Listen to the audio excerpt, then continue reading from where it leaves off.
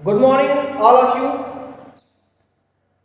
आज हम लोग का जो टॉपिक है उस टॉपिक का नाम है मार्गी और देशी संगीत। संगीत की एक बहुत ही प्राचीनतम विधा है।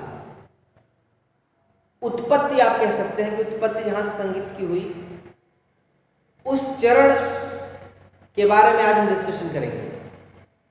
तो सबसे पहले मार्गी संगीत हमारे सामने आया। पहले हम समझ लेते हैं कि मार्गी संगीत है क्या।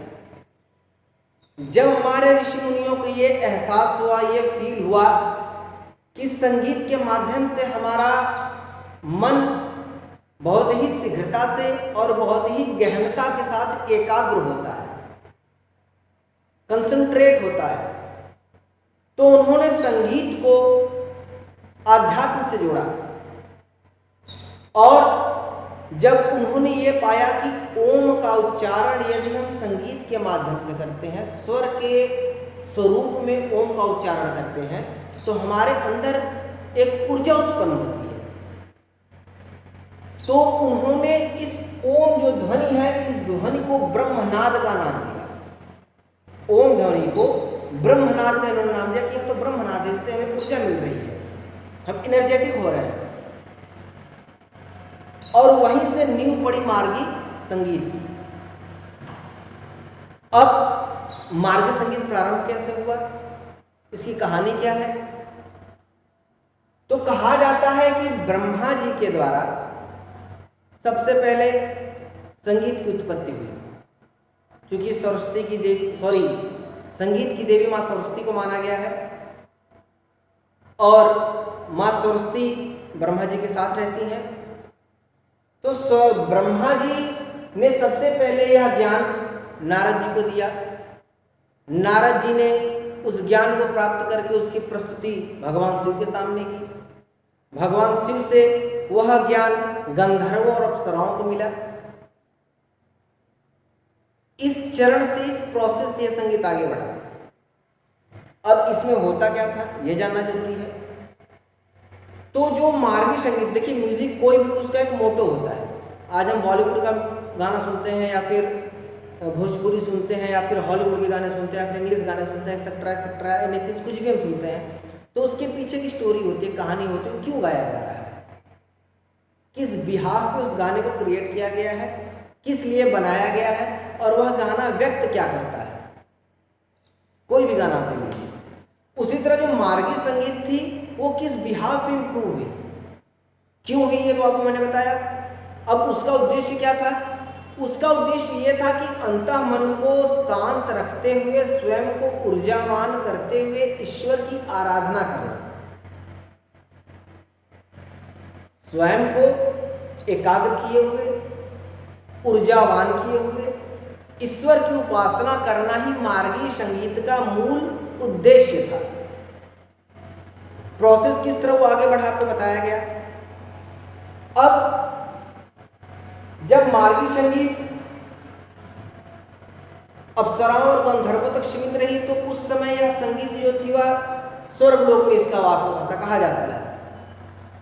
किंतु बाद में वह धीरे धीरे ऋषि मुनियों के माध्यम से हमारे पृथ्वी लोक पर भी आई और भजन के रूप में, ईश्वरीय गुणगान के रूप में, तमाम स्वरूपों में वह बहुत प्रचलित हुई, आज भी है।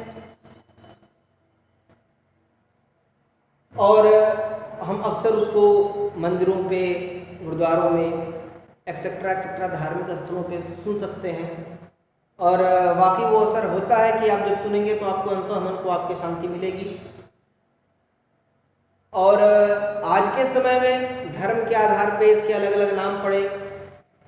कहीं नाद के स्वरूप में इसको बोला जाता है, कहीं भजन के रूप में इसको बोला जाता है, कहीं कव्वाली के शक्ल में इसको बोला जाता है।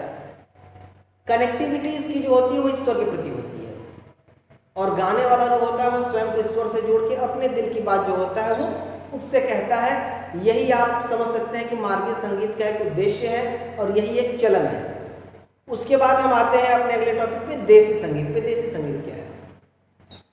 जब उन्होंने पाया, उन्होंने का तात्पर्य यह है ऋषि मुनियों ने अथवा संगीतज्ञों ने जिनको संगीत का बोध था, जब उन्होंने पाया कि मार्गी संगीत जो है वह ईश्वर प्राप्ति के अलावा जन मनोरंजन के लिए भी एक बहुत बड़ा साधन है।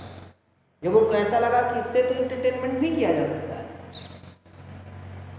तो फिर क्षेत्र के आधार पे, उस कालखंड की प्रचलित विधाओं के आधार पे, जैसा वहाँ का एटमॉस्फेयर था, जैसे वहाँ की भौगोलिक स्थिति थी, उसके आधार पे यह देसी संगीत के रूप में भी कन्वर्ट हुआ और इम्प्रूव हुआ। जैसे आप अगर भोजपुरी क्षेत्र के हैं तो आप मार्गीय संगीत में निर्गुण आप गा रहे हैं, निर्गुण गा रहे हैं, आप उससे जुड़े हुए हैं, फिर उस चीज़ को आप उससे कनेक्टिविटी छोड़ करके समाज को समझाने के लिए अपनी बातें कहते हैं। उसी में आपकी अलग विधाएं आ गई, कहीं लाचारी आ गई तो कहीं सोहर आ गया, कहीं खेमटा आ गया, कहीं कजरी आ गई, तमाम विधाएं आती गई। फिर आपका नया ट्रेडिशन चल गया जिसमें वेस्टर्न म्यूजिक आ गई, तो तमाम चीज़ें हैं वो स्टेप बाय स्टेप इम्प्रूव करती गई। हम आते हैं अपने देसी संगीत जो है इसके उपभाग पर। जैसे कि हम हर चीज का भाग होता है, डिवाइडेशन होता है। जैसे कि मैं आपको समझा रहा हूँ कि सोहर हो गया, कव्वाली हो गई, तमाम चीज़ हो गई, क्लासिकल हो गया, सेमी क्लासिकल हो गया। वैसे ही जब इसका बंटवारा किया गया तो उस समय मार्गी संगीत और देसी संगीत को टोटल 10 भागों में विभाजित किया गया।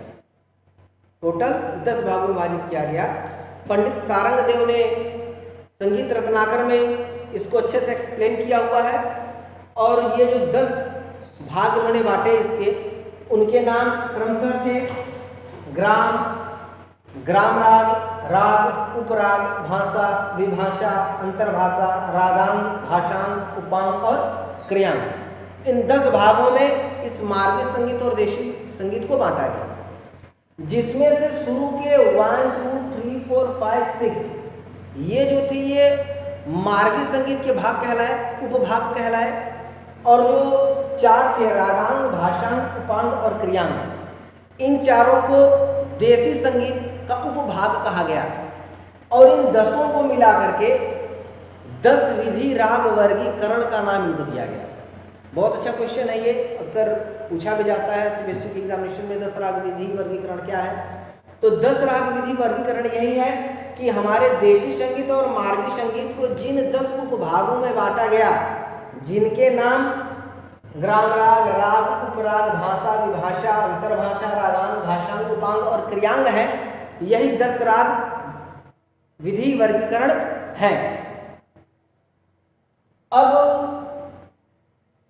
मार्गी संगीत, देशी संगीत को हमने समझ लिया है। ग्राम राग, राग, उपराग, भाषा, विभाषा, ये चीजें क्या होती हैं, ये चीजें मैं आपको आगे डिटेल्स में दूंगा। मुझे उम्मीद है कि मार्गी संगीत और देसी संगीत आपको समझ में आ गया होगा। अगर मार्गी संगीत और देसी संगीत से रिलेटेड कोई भी क्वेश्चन आपके दिमाग में उठ रहा है, कहीं भी कोई भी कंफ्यूजन आपके दिमाग में आ रहा है, तो आप उसको कमेंट बॉक्स में आकर के लिखें। मैं उसको और अच्छे से एक्सप्लेन करके आपको समझाने का प्रयास करूंगा। तब तक के लिए